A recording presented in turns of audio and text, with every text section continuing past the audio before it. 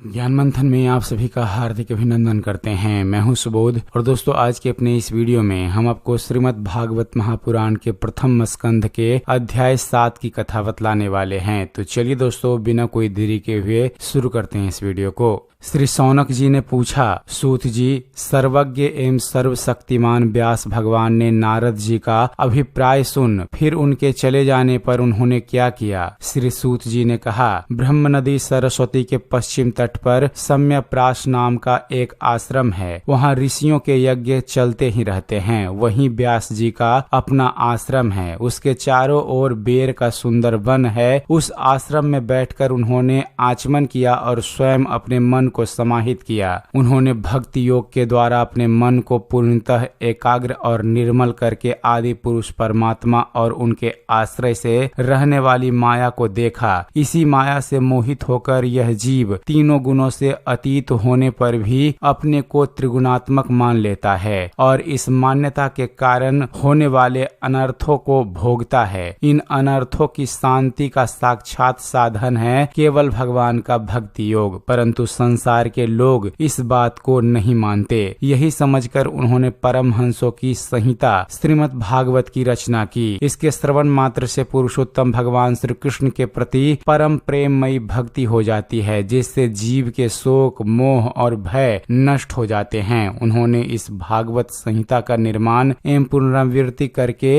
इसे अपने निवृत्ति परायण पुत्र श्री सुखदेव जी को पढ़ाया। श्री शौनक जी ने तब पूछा, श्री सुखदेव जी तो अत्यंत निवृत्ति परायण हैं। उन्हें किसी भी वस्तु की अपेक्षा नहीं है। वे सदा आत्मा में ही रमन करते हैं। फिर उन्होंने किस लिए इस विशाल ग्रंथ का अध्ययन किया? तब श्री सूत जी ने कहा, जो लोग अज्ञानी हैं, जिनकी अविद्या की गांठ खुल गई है और जो सदा आत्मा में ही रमन करने वाले हैं, वे ही भगवान की हेतु रहित भक्ति किया करते हैं, क्योंकि भगवान के गुण ही ऐसे मधुर हैं जो सबको अपनी ओर खींच लेते हैं। फिर श्री सुखदेव जी तो भगवान के भक्तों के अत्यंत प्रिय और स्वयं भगवान वेद व्यास के पुत्र हैं। भगवान के गुणों ने उनके हृदय को अपनी ओर खींच लिया और उन्होंने उससे विवश होकर ही इस विशाल ग्रंथ का अध्ययन किया। हे शौनक जी, अब मैं राजश्री परीक्षित के जन्म, कर्म और मोक्ष की तथा पांडवों के स्वर्गारोहण की कथा कहता हूँ, क्योंकि इन्हीं से भगवान श्री कृष्ण की अनेकों कथाओं का उदय होता है। जिस समय महाभारत युद्ध में कौरव और पांडवों दोनों पक्षों के बहुत से वीर गति को प्राप्त हो चुके थे और भीमसेन की गदा के प्रहार से दुर्योधन की जांग टूट चुकी थी, तब अश्वत्थामा ने अपने स्वामी दुर्योधन का प्रिय कार्य समझकर द्रौपदी के सोते हुए पुत्रों के सिर काटकर उसे भेंट किए। यह घटना दुर्योधन को भी अप्रिय ही लगी, क्योंकि ऐसे नीच कर्म की सभी निंदा करते हैं। उन बालकों की माता द्रौपदी अपने पुत्रों का निधन सुनकर अत्यंत दुखी हो गई। उसकी आंखों में आंसू छलछला आए। वह रोने लगी। अर्जुन ने उसे सांत्वना देते हुए कहा, हे कल्याणी, मैं तुम्हारे आंसू तब पोंछूंगा जब उस आताताई ब्राह्मणधम का सिर गांडीव धनुष के बाणों से काटकर तुम्हें भेंट करूंगा और पुत्रों की अंत्योष्टि क्रिया के बाद तुम उस पर पैर रखकर स्नान करोगी। अर्जुन ने इन मीठी और विचित्र बातों से द्रौपदी को सांत्वना दी और अपने मित्र भगवान श्री कृष्ण की सलाह से उन्हें सारथी बनाकर कवच धारण कर और अपने भयानक गांडीव धनुष को लेकर वे रथ पर सवार हुए तथा गुरुपुत्र अश्वत्थामा के पीछे दौड़ पड़े। बच्चों की हत्या से अश्वत्थामा का भी मन उद्विग्न हो गया था। जब उसने दूर से ही देखा कि अर्जुन मेरी ओर झपटे हुए आ रहे हैं, तब वह अपने प्राणों की रक्षा के लिए पृथ्वी पर जहाँ तक भाग सकता था रुद्र से भयभीत सूर्य की भांति भागता रहा। जब उसने देखा कि मेरे रथ के घोड़े थक गए हैं और मैं बिल्कुल अकेला हूँ, तब उसने अपने को बचाने का एकमात्र साधन ब्रह्मास्त्र ही समझा। यद्यपि उसे ब्रह्मास्त्र लौटाने की विधि मालूम न थी, फिर भी प्राण संकट देखकर उसने आचमन किया और ध्यानस्थ होकर ब्रह्मास्त्र का संधान किया। उस अस्त्र से अब दिशाओं में एक बड़ा प्रचंड तेज फैल गया। अर्जुन ने देखा, अब तो मेरे प्राणों पर ही आ बनी है। तब उन्होंने श्री कृष्ण से प्रार्थना की। अर्जुन ने कहा, हे श्री कृष्ण, आप सच्चिदानंद स्वरूप परमात्मा हैं, आपकी शक्ति अनंत है, आप भक्तों को अभय देने वाले हैं। जो संसार की धधकती हुई आग में जल जाते हैं, उन जीवों को उससे उबारने वाले एकमात्र आप ही हैं। आप प्राकृतिक से परे रहने वाले आदि पुरुष साक्षात परमेश्वर हो। अपनी चित्त शक्ति अर्थात स्वरूप शक्ति से बहिरंग और त्रिगुणमयी माया को दूर भगाकर अपने अद्वितीय स्वरूप में स्थित होइए। वहीं आप अपने प्रभाव से माया मोहित जीवों के लिए धर्मादि रूप कल्याण का विधान करते हैं। आपका यह अवतार पृथ्वी का भार हरण करने के लिए और आपके अनन्य प्रेमी भक्तों के निरंतर स्मरण ध्यान करने के लिए ही है। स्वयं प्रकाश स्वरूप भगवान श्री कृष्ण क्या हैं, कहां से क्यों आ रहे हैं, इसका मुझे बिल्कुल पता नहीं है। तब भगवान ने कहा, अर्जुन, यह अश्वत्थामा का चलाया हुआ ब्रह्मास्त्र है। यह बात समझ लो कि प्राण संकट उपस्थित होने से उसने इसका प्रयोग तो कर दिया है, परंतु वह इस अस्त्र को लौटाना नहीं जानता। किसी भी दूसरे अस्त्र में इसको दबा देने की शक्ति नहीं है। तुम शस्त्र विद्या को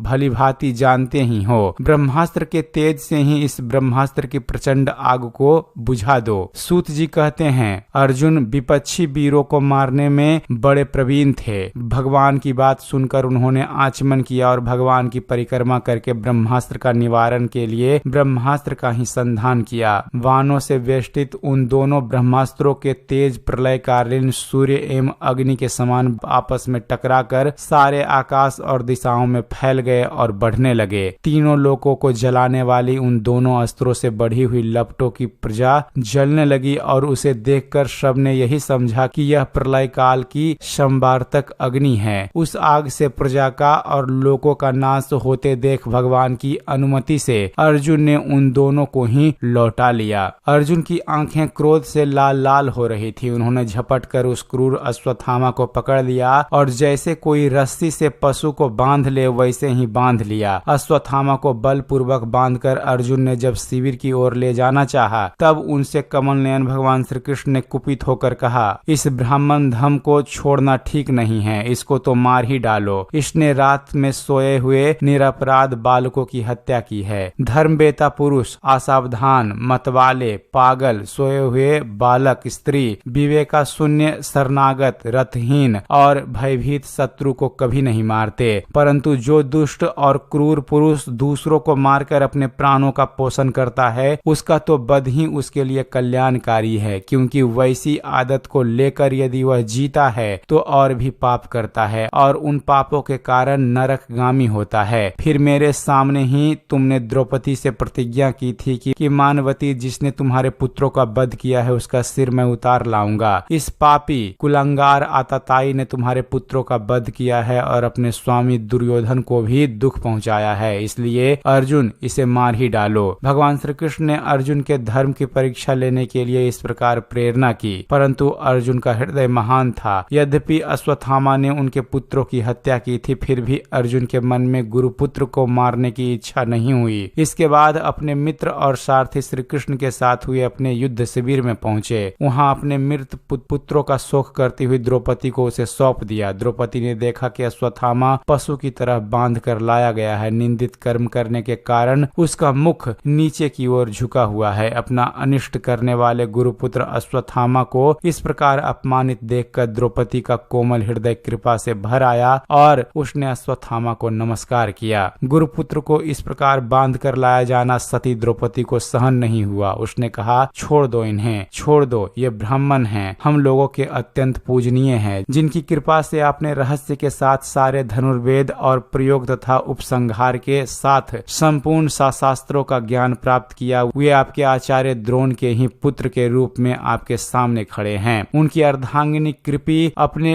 वीर पुत्र की ममता से ही अपने पति का अनुगमन नहीं कर सकी। वे अभी जीवित हैं। महाभाग्यवान आर्यपुत्र, आप तो बड़े धर्मज्ञ हैं। जिस गुरु वंश की नित्य पूजा और वंदना करनी चाहिए, उसी को व्यथा पहुंचाना आपके योग्य कार्य नहीं है। जैसे अपने बच्चों के मर जाने से मैं दुखी होकर रो रही हूँ और मेरी आंखों से बार बार आंसू निकल रहे हैं, वैसे ही इनकी माता पतिव्रता गौतमी ना रोए। जो उच्चुक हल राजा अपने कुकृत्यों से ब्राह्मण कुल को कुपित कर देते हैं, वह कुपित कुपित ब्राह्मण कुल उन राजाओं को सपरिवार शोकाग्नि में डालकर शीघ्र ही भस्म कर देता है। सूत जी ने कहा, शौनक आदि ऋषियों, द्रौपदी की बात धर्म और न्याय के अनुकूल थी, उसमें कपट नहीं था, करुणा और समता थी। अतएव राजा युधिष्ठिर ने रानी के इन हित भरे श्रेष्ठ वचनों का अभिनंदन किया। साथ ही नकुल, सहदेव, सात्यकी, अर्जुन, स्वयं भगवान श्री कृष्ण और वहां पर उपस्थित सभी नर नारियों ने द्रौपदी की बात का समर्थन किया। उस समय क्रोधित होकर भीमसेन ने कहा, जिसने सोते हुए बच्चों को न अपने लिए न अपने स्वामी के लिए बल्कि व्यर्थ ही मार डाला, उसका तो वध ही उत्तम है। भगवान श्री कृष्ण ने द्रौपदी और भीमसेन की बात सुनकर और अर्जुन की ओर देखकर कुछ हंसते हुए अर्जुन से कहा। भगवान श्री कृष्ण बोले, पतित ब्राह्मण का भी वध नहीं करना चाहिए और आताताई को मार ही डालना चाहिए। शास्त्रों में मैंने ही ये दोनों बातें कही हैं, इसलिए मेरी दोनों आज्ञाओं का पालन करो। तुमने द्रौपदी को संतावना देते समय जो प्रतिज्ञा की थी उसे भी सत्य करो। साथ ही भीमसेन, द्रौपदी और मुझे जो प्रिय हो वह भी करो। सूत जी कहते हैं, अर्जुन भगवान के हृदय की बात तुरंत ताड़ गए। उन्होंने अपनी तलवार से अश्वत्थामा के सिर की मणि उसके बालों के साथ उतार ली। बालकों की हत्या करने से वह स्त्रीहीन तो पहले से ही हो गया था, अब मणि और ब्रह्म तेज से भी रहित हो गया। इसके बाद उन्होंने रस्सी का बंधन खोलकर उसे शिविर से बाहर निकाल दिया। मुंड देना, धन छीन लेना और स्थान से बाहर निकाल देना, यही ब्राह्मण धर्मों का बद्ध है। उनके लिए इससे भिन्न शारीरिक बद्ध का विधान शास्त्रों में नहीं है। पुत्रों की मृत्यु से द्रौपदी और पांडव सभी शोकातुर हो रहे थे। अब उन्होंने अपने मरे हुए भाई बंधुओं की दहादी अंत्योष्टि क्रिया की। तो दोस्तों, इस प्रकार श्रीमद् भागवत महापुराण के प्रथम स्कंध के अध्याय 7 की कथा समाप्त होती है। उम्मीद करते हैं फ्रेंड्स आप सभी को हमारा यह वीडियो पसंद आया होगा। वीडियो पसंद आया हो तो वीडियो को लाइक और शेयर करना मत भूलिएगा। और दोस्तों, ऐसे ही ज्ञानवर्धक वीडियो देखते रहने के लिए आप हमारे इस चैनल ज्ञान मंथन को सब्सक्राइब जरूर कीजिएगा। आप हमारे इस चैनल को सब्सक्राइब कीजिए और देखते रहिए, जानते रहिए। धन्यवाद। जय हिंद।